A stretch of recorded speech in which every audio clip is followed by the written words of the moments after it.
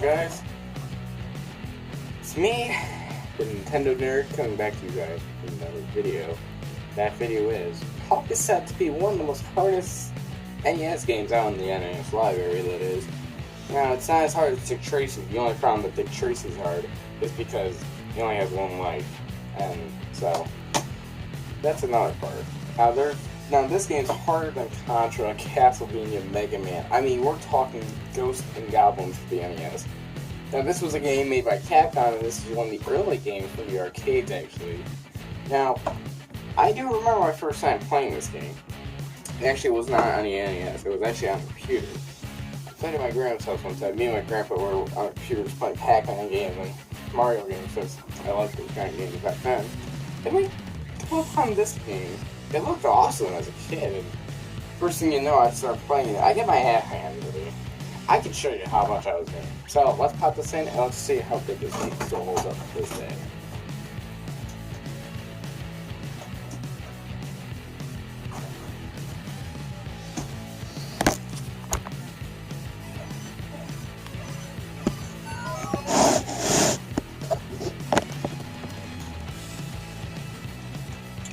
Alrighty then, well, Ghosts and Goblins was made by Capcom in 1986. Well, the screen's kind of looking nice, it looks fancy-wise. So yeah, let's begin.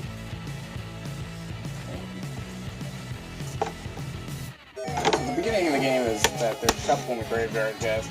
Then Satan comes down and swoops in on and grabs her. Now it's up to Arthur to go rescue his girlfriend. Now here's how I looked if I was playing this years ago. Yeah, I sucked ass. Because I had no shame for how the hell to play this damn game. And mind you so, it was on a computer too, so yeah. I was never used to Nintendo. I was used to Nintendo 64 and stuff, not the NES. So, first thing you can know, this game is hard as hell. I mean, you will be raging your balls off your shit. Because this is how hard this game is.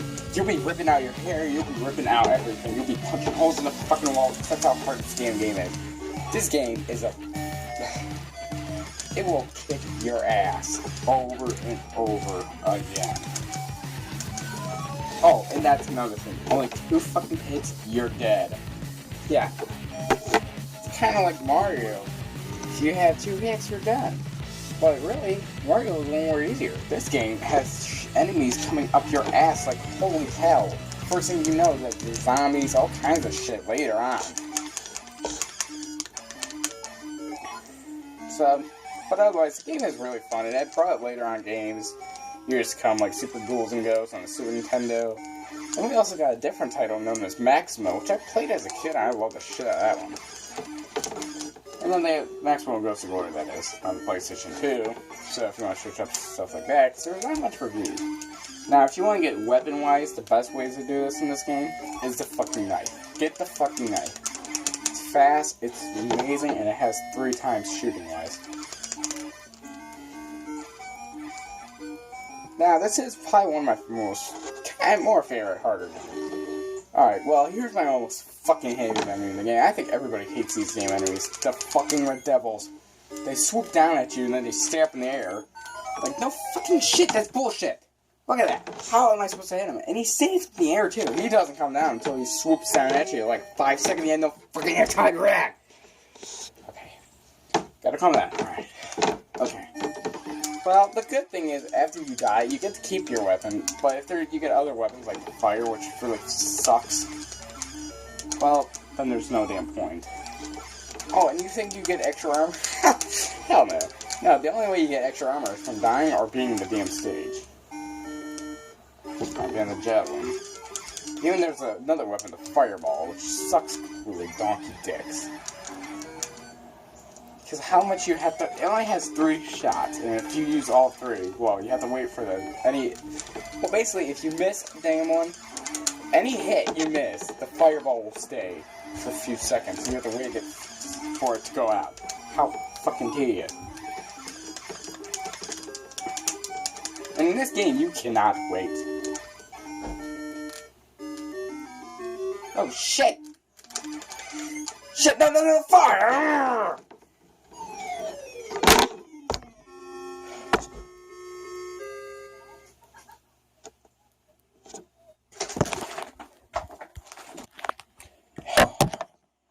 Well, that goes to Goblins for you. If I play any fucking more, I'm gonna lose my shit. Because this game is hard as fucking shit. I sometimes wonder if this game was actually made by Satan himself. That's a little too much to say. But this game is hard as fuck. I mean, it had as a continue that if you die, you can continue. Which, that's kind of nice.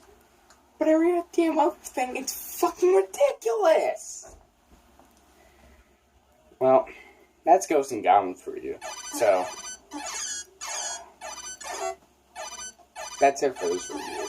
Sorry, it seems short. I couldn't make it any other stages. Probably the farthest I ever got was at stage 2, but I accidentally hit one player instead of the continue, which took me all the way fucking back. So, well, that's pretty much it for this review. Maybe tomorrow I'll be coming back to you guys with the Atari Nerd. What is this game? Not that one.